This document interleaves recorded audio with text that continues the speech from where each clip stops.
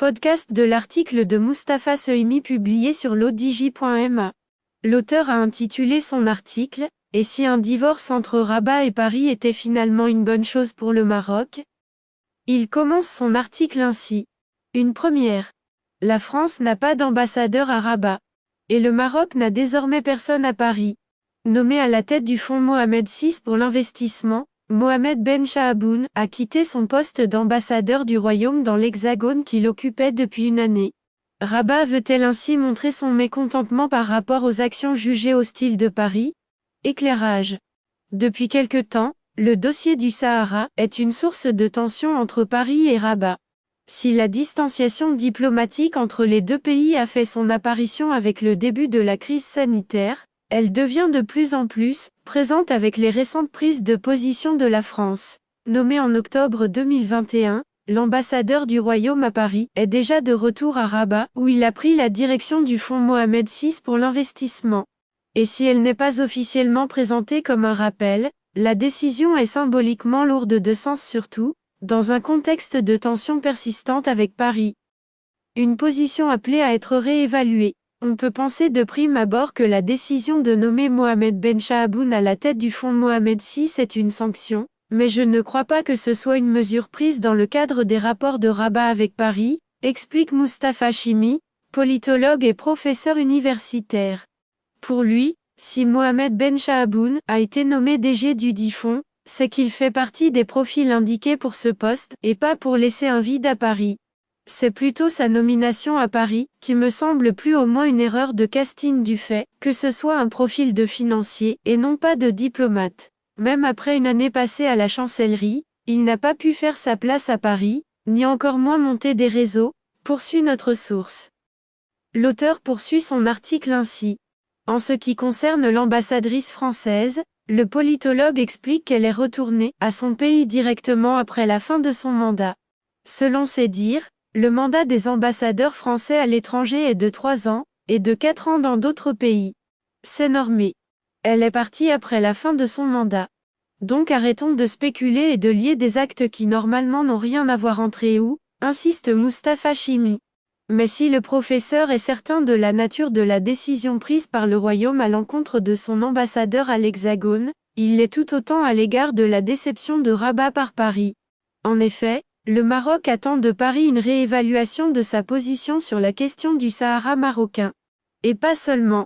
Quand la première puissance mondiale, États-Unis NDLR, soutient la marocanité des provinces sahariennes, qu'Israël, que l'Espagne, une puissance occupante historique, la mieux placée pour connaître les tenants et les aboutissants du dossier, et que l'Allemagne ainsi que plusieurs autres pays le font aussi, la France qui n'est plus aussi puissante qu'avant, se doit de clarifier sa position, fait savoir le politologue.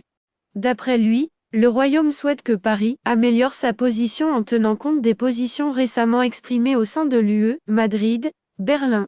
Sans oublier la trentaine de consulats généraux à Dakhla et La Aïoun, qui témoignent d'un soutien majoritaire et massif sur la cause nationale, affirme-t-il. Et cette position, le souverain l'a explicité lors de son discours du 20 août 2022. Le dossier du Sahara est le prisme à travers lequel le Maroc considère son environnement international. C'est aussi clairement et simplement l'aune qui mesure la sincérité des amitiés et l'efficacité des partenariats qu'il établit, a insisté le souverain. S'agissant de certains pays comptant parmi nos partenaires, traditionnels ou nouveaux, dont les positions sur l'affaire du Sahara sont ambiguës, nous attendons qu'ils clarifient et revoient le fond de leur positionnement, d'une manière qui ne prête à aucune équivoque, a-t-il poursuivi. L'auteur ajoute ainsi. Le Maroc, une puissance régionale influente. Le Sahara n'est pas la seule source de discorde entre les deux pays. À l'international, le Maroc s'est redéployé autrement, du fait des relations privilégiées qu'il a depuis presque 2 ans tissées avec les États-Unis ou encore la normalisation de ses relations avec Israël. Ceci a été très mal perçu par la France, qui considérait que le Maroc relevait de sa zone d'influence traditionnelle au Maghreb, en Afrique de l'Ouest, etc. Et que l'autonomisation du Maroc et de sa diplomatie par rapport à une équation traditionnelle n'était pas à son goût, précise Mustapha Sohimi.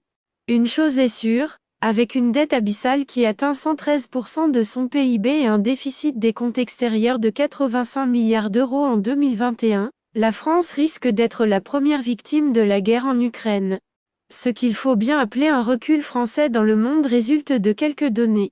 Les Français représentent moins de 1% de la population mondiale, le territoire de la France moins de 0,5% des terres émergées, le PIB de la France classe celle-ci au 6e ou au 7e rang mondial selon les années, mais avec un poids dans les équilibres mondiaux, qui s'amenuise inéluctablement. Le PIB chinois est passé de 1,6% du PIB mondial dans les années 1990 à 16% aujourd'hui, tandis que le PIB français de 5,6% à 3%. La part de la France dans le commerce mondial a chuté d'environ 6% en 1995 à 3% aujourd'hui.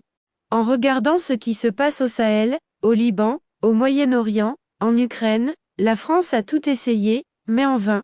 En ce qui est du conflit ukraino-russe par exemple, Emmanuel Macron a téléphoné à plusieurs reprises sans que ses appels ne soient pris en compte, détaille le politologue. L'auteur précise ainsi. Et sans surprise aucune, le délassement de Paris lui déplaît beaucoup. Et alors que le royaume se dote d'une diplomatie proactive, souple sur ses positions et avec une visibilité sur différents volets tels que la lutte antiterroriste, le déploiement d'une coopération sud-sud en Afrique, l'environnement et les changements climatiques, la politique migratoire, elle recule, dit notre interlocuteur. Il y a quelque chose qui a changé lors des 10 années écoulées. Quelque chose qui donne au Maroc un nouveau statut.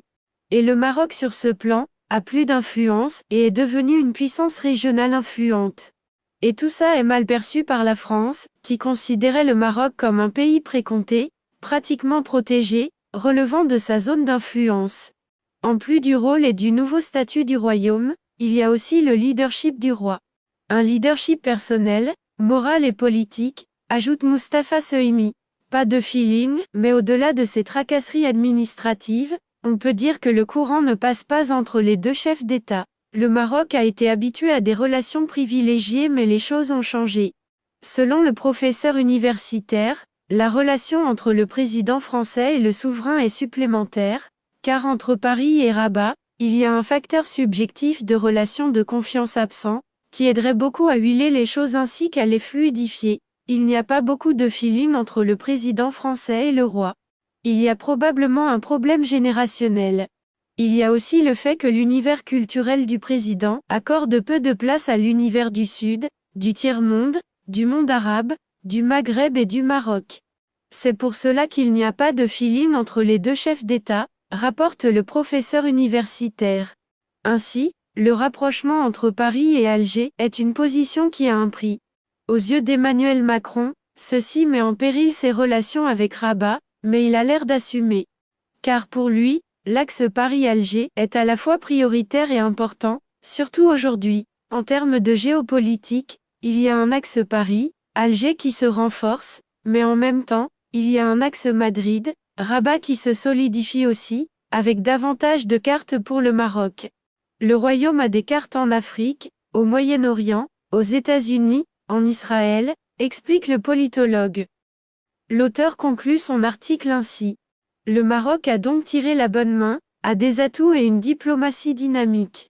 Il diversifie de plus en plus ses alliés ainsi que ses investissements, bien que ça déplaise à l'Hexagone. Enfin, nous allons avoir une véritable normalisation des relations entre Paris et Rabat. C'est-à-dire nous débarrasser des facteurs d'influence, qui pesaient sur nos relations bilatérales notamment du fait de la question de la marocanité du Sahara, qui nous obligeait à faire beaucoup de concessions, souvent en notre défaveur. Rédigé par Mustapha Sehimi, élu par l'intelligence artificielle de l'ODJ Media. N'oubliez pas de télécharger notre application l'ODJ Mobile sur Android et iOS, et de vous abonner à notre chaîne YouTube l'ODJ TV, si vous souhaitez être au courant des dernières actualités, podcasts et émissions télévisées.